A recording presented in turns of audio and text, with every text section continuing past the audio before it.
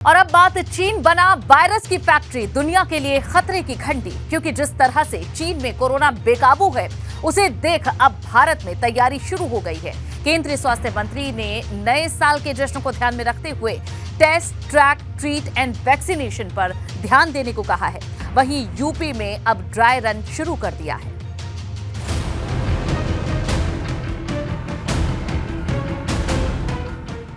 चीन बना वायरस की फैक्ट्री, दुनिया के लिए खतरे की घंटी।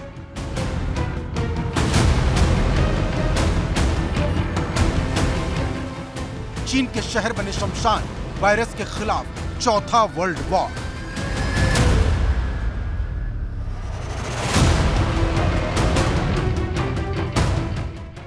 मास्क में भगवान, कैसे बचेंगे इंसान।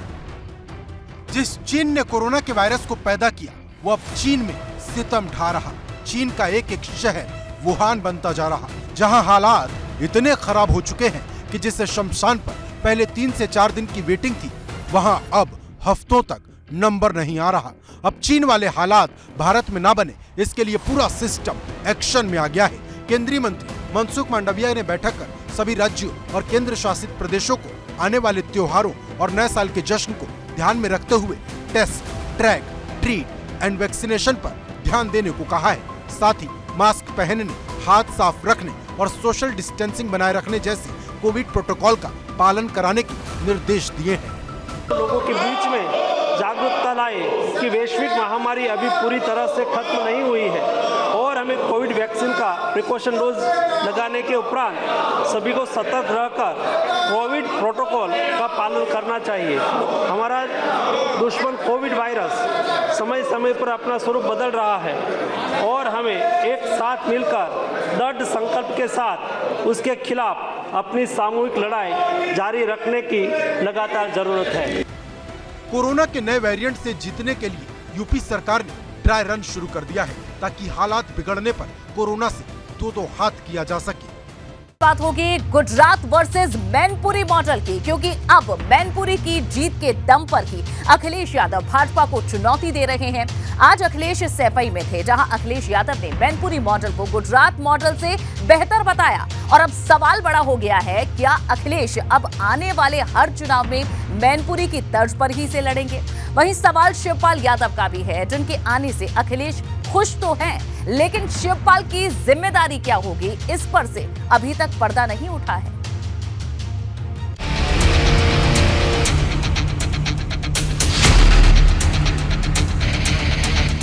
गुजरात वर्सेस मैनपुरी मॉडल, 24 से 27 तक संदेश।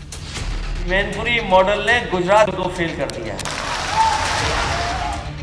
नहीं हुआ चाचा पर ऐलान, अखिलेश साइलेंट प्लान। मैनपुरी की चुनावी जंग जीतने के बाद समाजवादी पार्टी का जोश 7वें आसमान पर है, क्योंकि जिस तरह समाजवादी पार्टी ने एक एक वोट की गोलबंदी की, उसे अब अखिलेश ने मैनपुरी मॉडल नाम दे दिया। और अब इसी मैनपुरी मॉडल के दम पर अखिलेश गुजरात मॉडल को टक्कर दे रहे हैं। मैनपुरी मॉडल ने गुजरात को फेल कर दिया है। ये गुजरात मॉडल के पढ़ने वाले लोग अब मैनपुरी मॉडल पढ़ रहे हैं। वो लोग बीजेपी के न जाने क्या क्या सपने देख रहे थे। सरकार का आतंक और सरकार के आतंक के साथ साथ पुलिस फोर्स का आतंक का वोट ज़्यादा नहीं पड़ने पाए, लेकिन वोट तब भी जो हमने और हमारे नेताओं ने जो भी आदेश दिया, जो आदेश का पालन किया है, उसकी वजह से रिकॉर्ड जीत कराई है। गौरतलब है कि समाजवादी पार्टी मैनपुरी को हथियार के तौर पर इस्तेमाल कर रही और अब अखिलेश मैनपुरी के मॉडल पर ही 2024 का चुनाव लड़ने की तैयारी कर रहे, क्योंकि मैनपुरी में समाजवादी पार्टी को न सिर्फ यादव और मुस्लिमों का वोट मिला, बल्कि जिस शक के बिरादरी के उम्मीदवार को भाजपा ने उतारा, उस बिरादरी में भी सपा ने सेंधमारी कर दी। नतीजा ये हुआ कि रघुराज शाक्य अपना बूथ तक हार गए। इतना ही नहीं, सपा ने मैनपुरी में दलित वोट में भी खूब सेंध लगाई, या यूं कहें कि सपा को मैनपुरी में जाति से ऊपर उठकर वोट मिला। अब ये मुलायम सिंह यादव को मैनपुरी की जनता की श्रद्धांजलि थी या अखिलेश यादव की सोशल इंजीनियरिंग? क्योंकि जब से सपा ने मैनपुरी की लड़ाई जीती है, तब से सपा के लाल खेमे में गजब का उत्साह है। अखिलेश यादव ने कहा कि मैनपुरी की जीत ने समाजवादियों को एक नई ऊर्जा दी है और जिस तरह से कहीं ना कहीं भारतीय जनता पार्टी के जो तमाम कार्यकर्ता फुटबॉल बन गए, ये बता रही है कि मैनपुरी और जसवंत नगर की जनता स्प्रिंग की तरह है, जितना दबाओगे वो उतने ही उछाल देंगे। कहीं ना कहीं ये स्पष्ट हो गया है कि 2024 का चुनाव Gujarat model versus Mainpuri model होने वाला है। अखिलेश यादव ये सब सैफई को उस मंच से बोल रहे थे जहां उनके साथ शिवपाल यादव भी मौजूद थे, जहां अखिलेश ने अपने चाचा की जमकर तारीफ की। 2024 से 2027 तक का संदेश भी दे दिया, लेकिन चाचा की पार्टी में जिम्मेदारी क्या होगी इस पर एक शब्द नहीं कहा। जहां हमारे सामने 2024 है, वहीं हमारा 2027 भी है और हमें उम्मीद है कि अब तो चाचा भी साथ आ गए हैं, मैनपुरी मॉडल भी तैयार हो गया है। न केवल हम लोग 24 जीतेंगे बल्कि 27 में भी इतिहास बनाने का काम करने जा रहे हैं। दरअसल कयास ये लगाए जा रहे थे कि अखिलेश सैफई से शिवपाल को जिम्मेदारी दे सकते हैं, लेकिन अखिलेश ने ऐसा कोई ऐलान नहीं किया और अब शिवपाल का इंतजार और ज्यादा बढ़ गया है। हालांकि शिवपाल कह चुके हैं कि उन्हें कोई पद नहीं चाहिए, वो बिना पद के ही उम्र भर सपा में रहने की प्रतिज्ञा ले चुके हैं। लेकिन सैफई में बैठक खत्म होने के बाद शिवपाल थोड़े निराश दिखे, जो बताती है कि कहीं ना कहीं शिवपाल के भीतर एक बेचैनी जरूर है। हम आजीवन हम ऐसी पार्टी में रहेंगे, पद मिलेगा तो, नहीं मिलेगा तो फाइनल है। यह हमारी पार्टी है, हमारे पास सभी पद रहे हैं, हम सभी पदों पर रह चुके हैं। अखिलेश यादव ने जैसे ही भाषण अपना पूरा किया, चाचा शिवपाल सिंह यादव एक मायूस चेहरे के साथ आगे बढ़ लिए। लेकिन आज भी वही हुआ जो इससे पहले कई मौक़ों पर होता आया है। अखिलेश यादव ने चाचा शिवपाल सिंह को जो जिम्मेदारी दी जानी है उसको लेकर कोई ऐलान नहीं किया। समाजवादी पार्टी में शिवपाल का भविष्य क्या होगा, भले ही अखिलेश ने इसका ऐलान न किया हो, लेकिन समाजवादी पार्टी आने वाले दिनों में क्या रणनीति बनाएगी, इसका ऐलान अखिलेश यादव ने जरूर कर दिया है। समाजवादी पार्टी लगातार इनको सावधान भी करेगी और जनता को बताएगी भी, और जहां जरूरत पड़ेगी आंदोलन की तो आंदोलन भी होगा, और जरूरत पड़ेगी तो जेल भरो आंदोलन भी बहुत जल्दी शुरू होगा। गौरतलब है कि जिस तरह से समाजवादी पार्टी के विधायकों पर मुकदमे दर्ज हो रहे हैं और जिस तरह से सपा के नेता जेल जा रहे हैं, इसी को लेकर समाजवादी पार्टी आने वाले वक्त में एक बड़ा आंदोलन करने की तैयारी कर रही है। इससे न सिर्फ उन नेताओं का हौसला अफजाई होगा जो इस वक्त जेल में हैं, बल्कि इस आंदोलन के दम पर अखिलेश यादव 2024 की पिच भी तैयार करेंगे, क्योंकि वो लगातार तीसरे मोर्चे को एक मंच पर लाने की तैयारी कर रहे हैं। अब अखिलेश की ये तैयारी कितनी कारगर होती है और इसका जमीन पर कितना असर होता है, इसका बहुत कुछ इस आंदोलन पर ही टिका है। Bureau report, ABP Ganga. और अब बात चौधरी की साझी विरासत की, जिसके लिए हर एक राजनीतिक दल अपनी अपनी सियासी चाल चल रहा है, क्योंकि आज पूर्व प्रधानमंत्री चौधरी चरण सिंह की जयंती थी, जिस मौके पर जहां सीएम योगी ने किसानों का सम्मान किया, तो अखिलेश यादव ने चौधरी चरण सिंह के नाम पर बने डिग्री कॉलेज से उन्हें याद किया। लेकिन सबसे ज्यादा जोश जयंत चौधरी में दिखाई दिया, जो किसान सभा के जरिए गठबंधन की ताकत दिखाते नजर आए। लेकिन सवाल बड़ा ये है कि किसानों के लिए अब तक किस पार्टी ने क्या किया।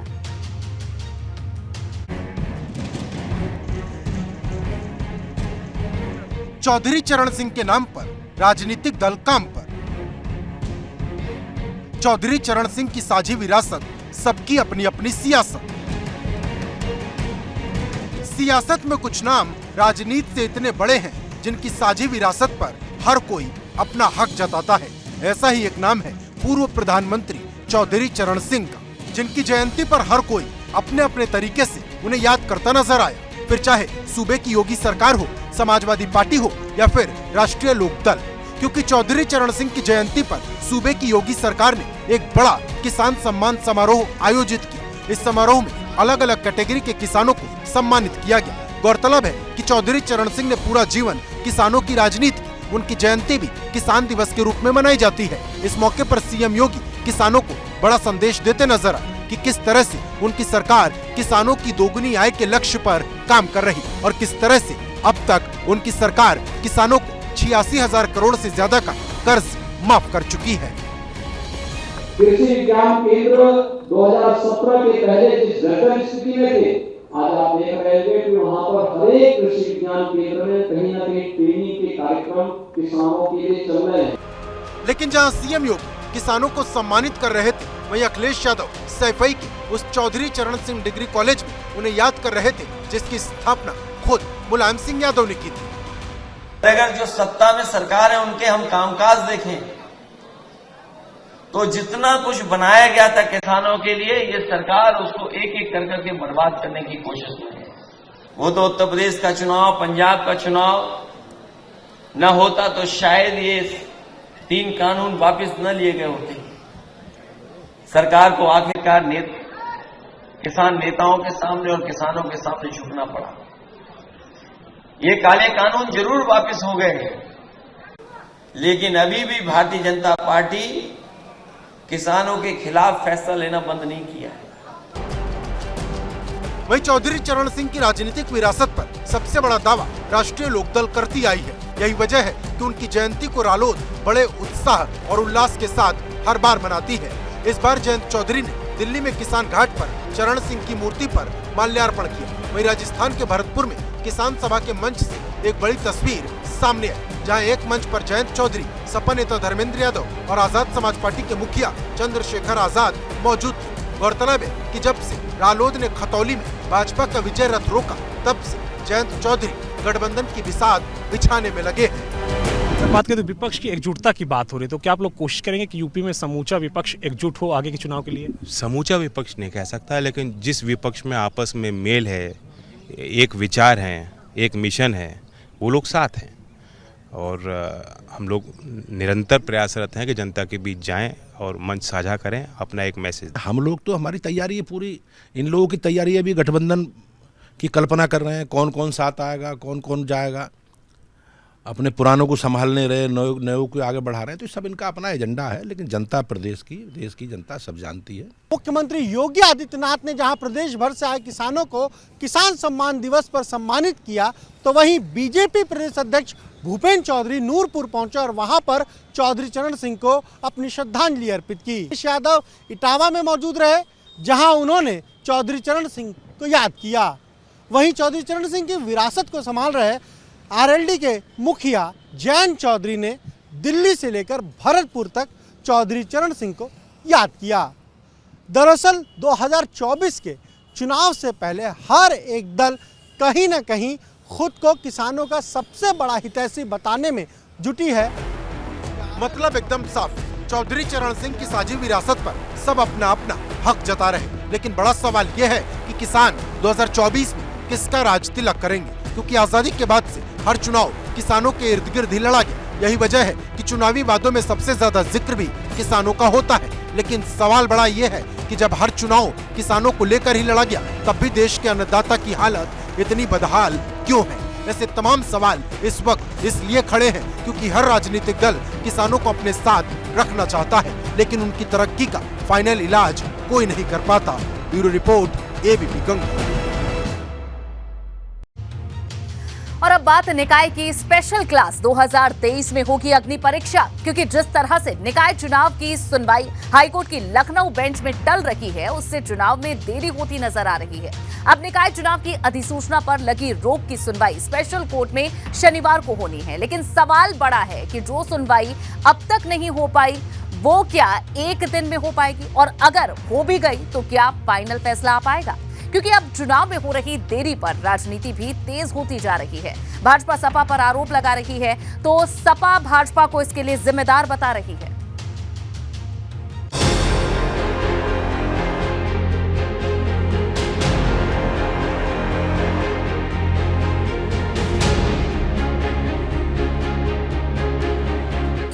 निकाय की स्पेशल क्लास 2023 में होगी अग्नि परीक्षा।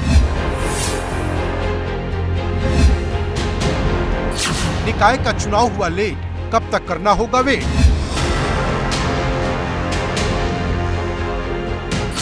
कब बजेगा 24 के सेमीफाइनल का बिगुल? बिना ऐलान के सियासत हाउसफुल।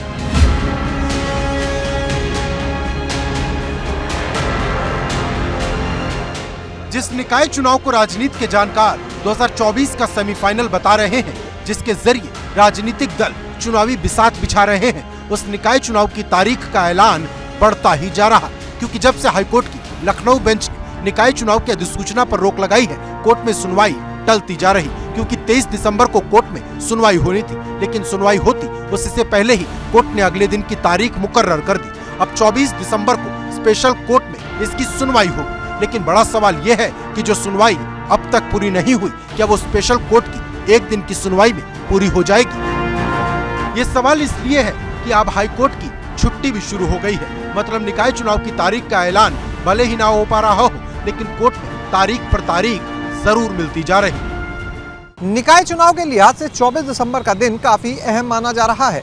निकाय चुनाव के मामले में 23 दिसंबर को हाईकोर्ट के लखनऊ बेंच में सुनवाई होनी थी, लेकिन ये सुनवाई टल गई।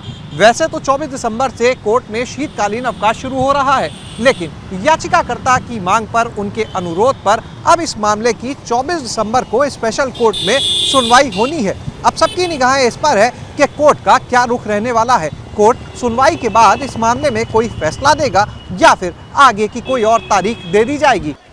वहीं अब निकाय चुनाव में हो रही देरी पर राजनीति भी शुरू हो गई है, क्योंकि चुनाव में देरी के लिए भाजपा याचिका दाखिल करने वालों को जिम्मेदार बता रही, तो सपा गलत आरक्षण पर सवाल उठा रही। जहाँ तक निकाय चुनाव से संबंधित विषय है,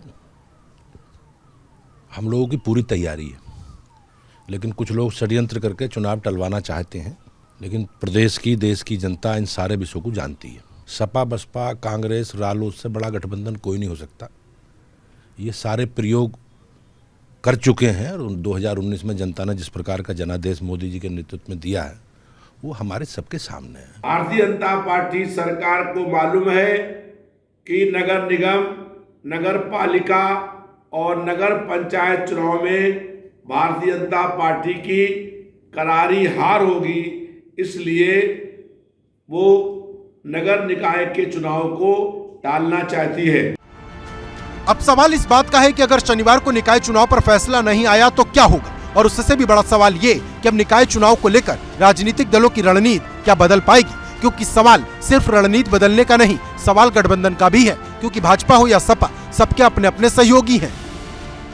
जहाँ सिंबल देने की जरूरत पड़ेगी सिंबल देंगे, और जहाँ फ्री छोड़ने की जरूरत पड़ेगी वहाँ फ्री भी छोड़ेंगे। उत्तर प्रदेश में गठबंधन भी है निषाद पार्टी के साथ, अपना दल के साथ। निषाद पार्टी दावेदारी कर रही है, सीट मांग रही है निकाय चुनाव को लेकर के, तो क्या सहयोगियों को भी दी जाएगी सीट? गठबंधन का निर्णय तो केंद्र का है, केंद्रीय पार्टी जो तय करेगी उस पर काम करेंगे, लेकिन कोई समस्या नहीं है, हम सबको साथ लेकर चलेंगे। चूँकि मामला न्यायालय के समक्ष विचाराधीन है और उस पर सुनवाई चल रही है, भारतीय जनता पार्टी चुनाव के लिए पूरी तरह से तैयार है, और जब भी चुनाव होंगे, अभी अगर होते हैं तो अभी भी तैयार हैं, अगर कभी भी होते हैं तब भी तैयार।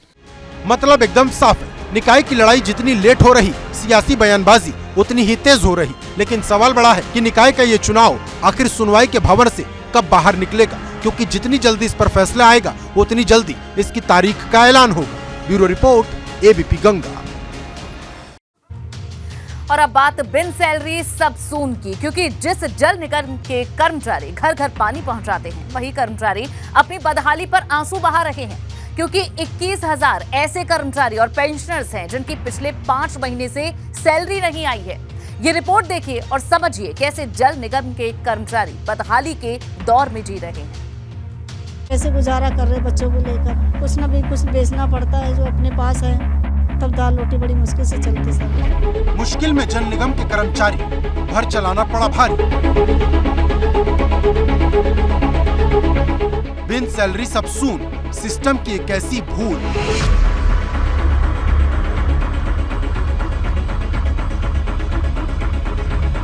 जिस तरह से बिन पानी सब सून है, उसी तरह से लखनऊ के 21,000 से ज्यादा कर्मचारी और पेंशनर्स के लिए बिन सैलरी सब सून है, जिन्हें 5 महीने से वेतन और पेंशन नहीं मिला। जरा सोच कर देखिए, जिस घर में 5 महीने से आमदनी ही ना आई हो, वहाँ खाना पीना, बच्चों की पढ़ाई, किसी बीमार का इलाज भला कैसे होता होगा।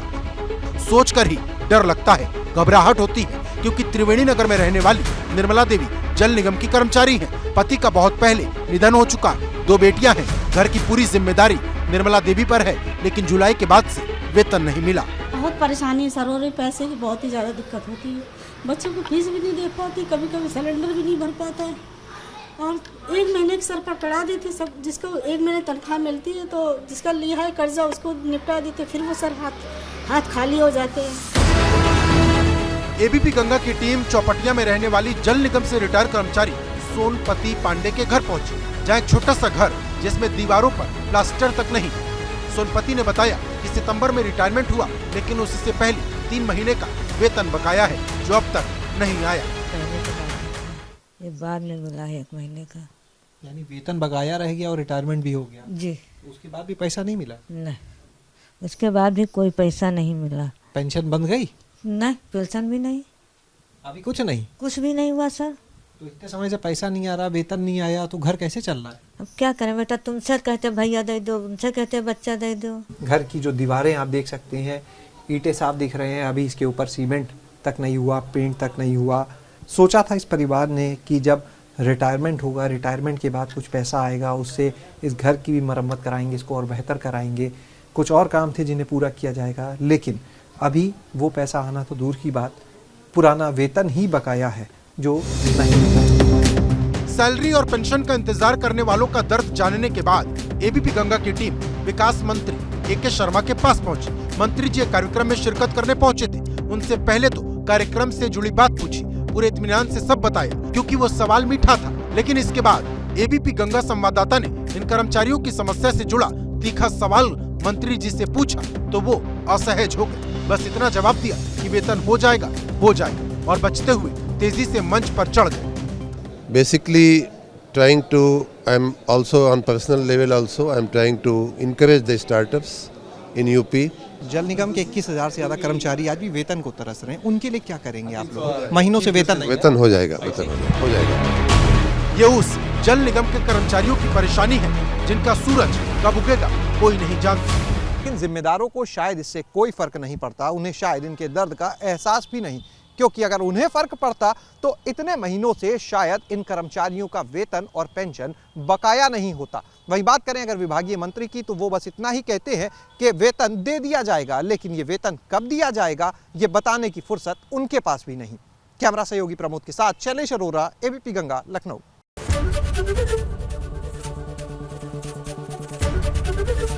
एबीपी गंगा, खबर आपकी, जुबान आपकी।